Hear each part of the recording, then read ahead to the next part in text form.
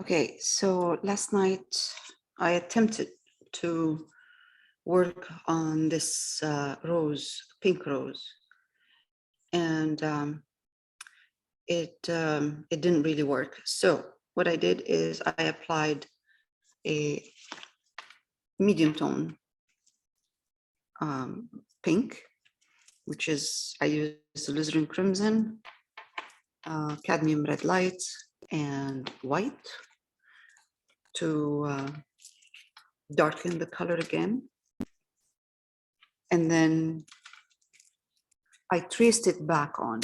So I applied the color all over.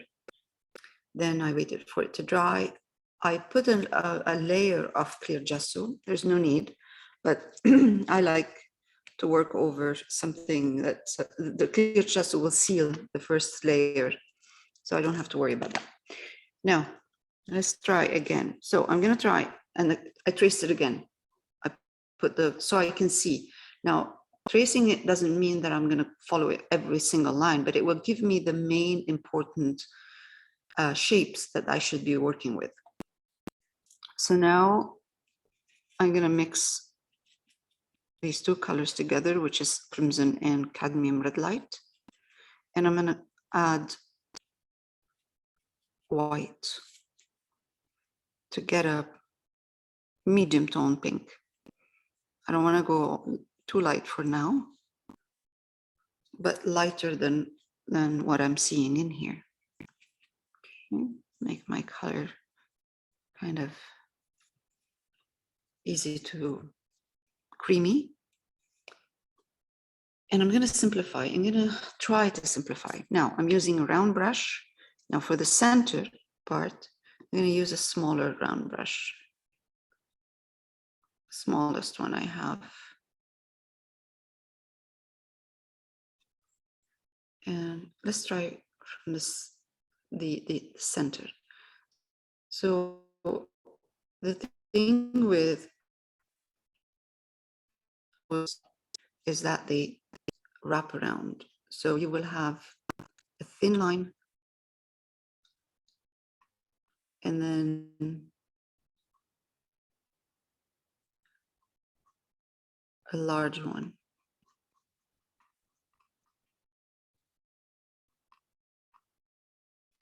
Okay, and add a bit more white so we can see it.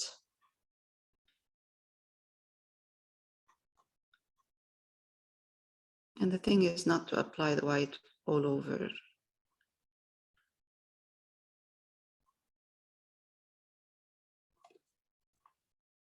Go back to a darker tone.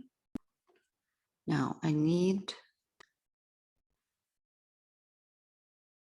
a really dark one here so I can separate. This is much better than before. And again, I'm not trying to really kind of go in with every single detail. Now, shape. That's all I'm trying to do. Next one. Thin.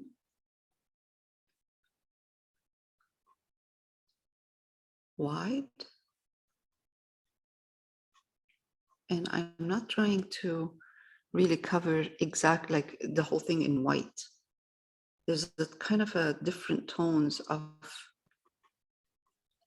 pink in here. Okay. Okay.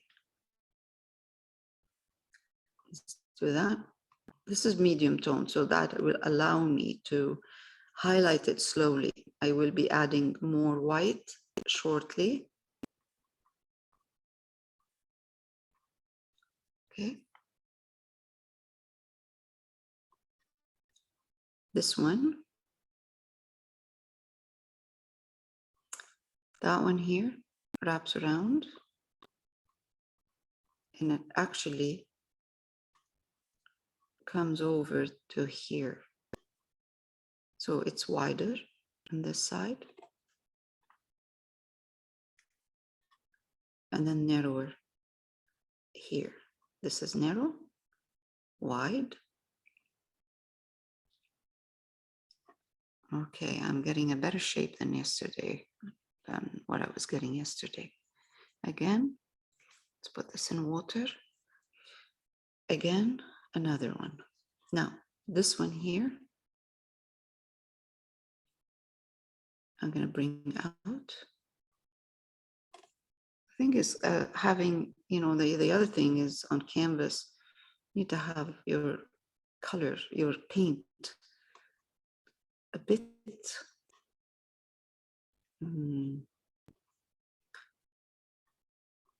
wet, creamy.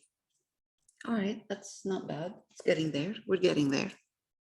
Not bad.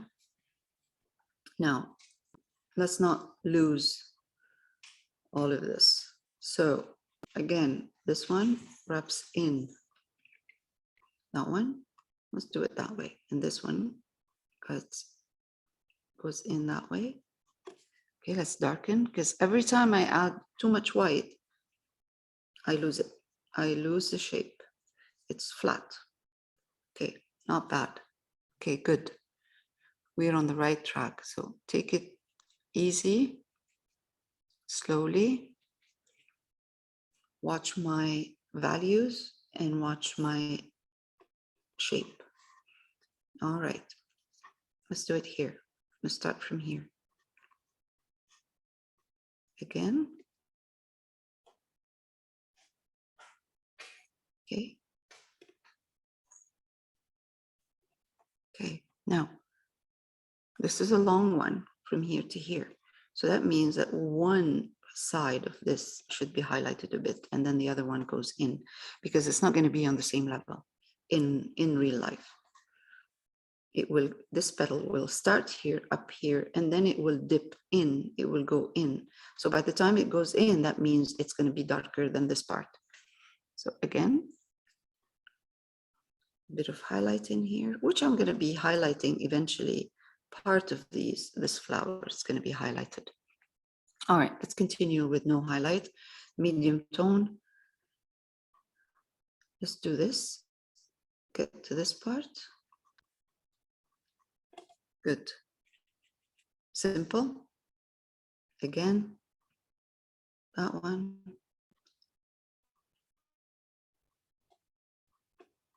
Simple. I mean, I think the best way to do this is to actually draw it or trace it, whatever is easy, because the shape of those petals are gonna, this is what we need to make it look like a flower or like a rose. So the shape is very important. Last night I was trying to do it with no specific shape. Okay, so let's kind of cut some of these lines. Shouldn't be kind of too many lines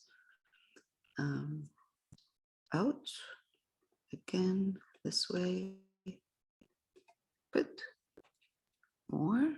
Dip my brush in water a bit, the tip of my brush.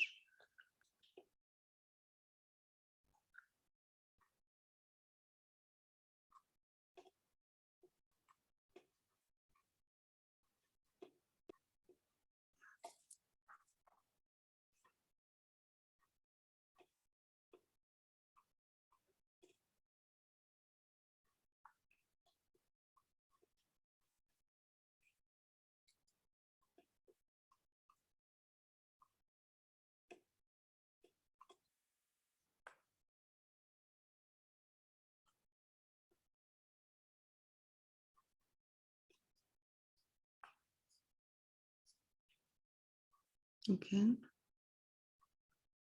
So by the time we get to the outer part, the petals are bigger, wider, because they're open. Okay. So now I got a good shape. Now, what I need is to highlight again in the right place. So if I highlight the whole rose all over, it's going to be flat. Part of this rose is going to be highlight, and the other part is going to be darker. So from what I'm seeing in my in the reference, this is the highlighted part. mostly highlighted. And this one here, a bit here, definitely this. All right.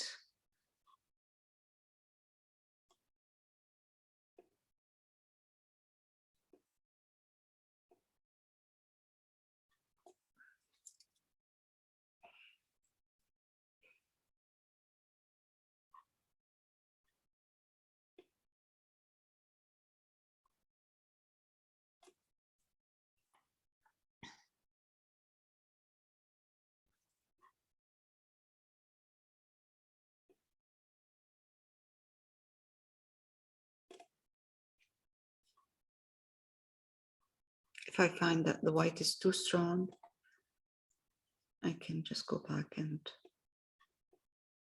soften a bit.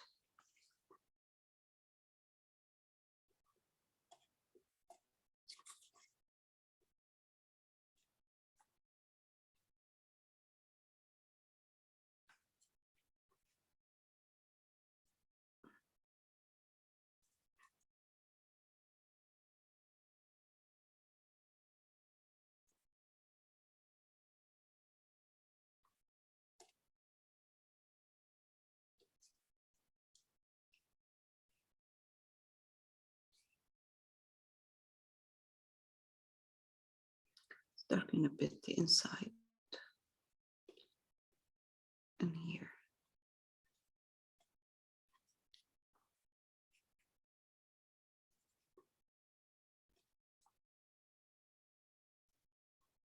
It all needed, I just needed to, you know, follow a certain drawing as a guideline instead of doing it,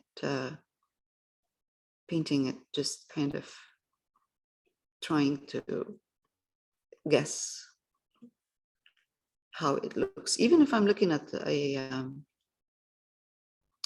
if I'm looking at a reference, sometimes it's not enough because the structure gets distorted when you're looking back and forth. So I'm not good at following lines or copying exactly the same. So I need a guideline where I can follow in certain shapes that I'm not familiar with. I'm not familiar with roses, so I don't paint roses. So that's why I need to follow lines. I need to put those lines there. Some people are, you know, they paint roses and they're good at following. They know the shapes, they know they get it, but you need to practice. So something like this, if I'm not familiar with that shape, I need to practice. Can't just kind of come and say, okay, I can do that. It's a humbling experience.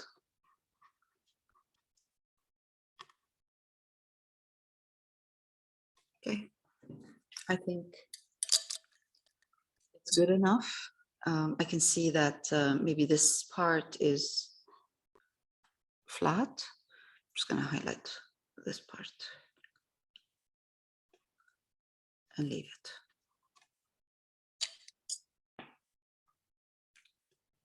I think it's good. Shouldn't work on it more. Okay, so for this one here, I'm going to do exactly the same. I'm going to try to draw it a bit, draw the bit of movement of the petals. It's easier to follow and take it from there. Although this one is, I have a feeling this one is going to be easier than this, but that's not bad. It's good. And if I want, I can go back when it's completely dry. If I find that it's not light enough, you know, if I want it to be a stronger pink, all I have to do is just increase the amount of highlights I'm using in here. And it will be very good. It will it will work.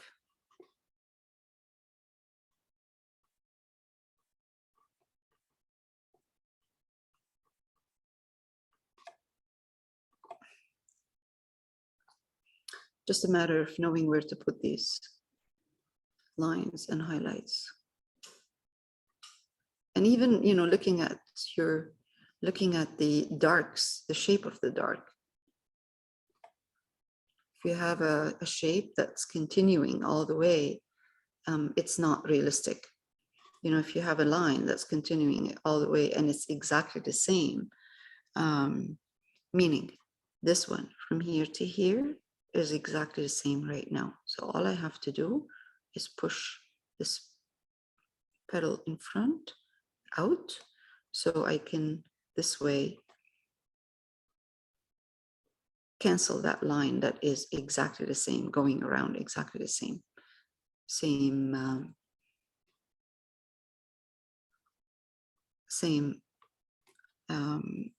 thickness.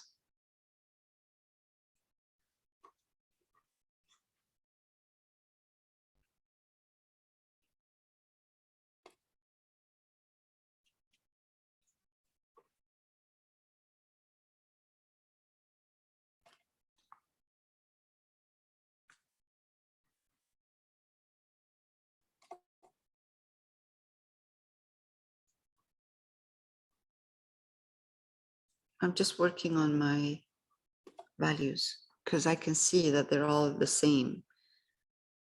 And I need to break those values a bit.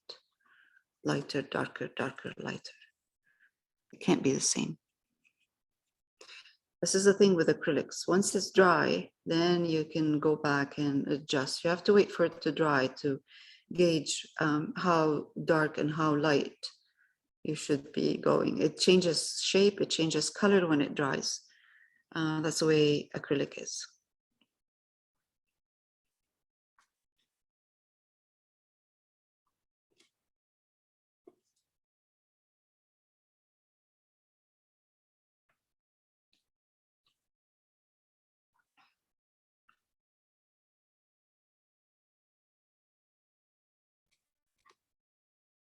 Let's push this out a bit. That's better.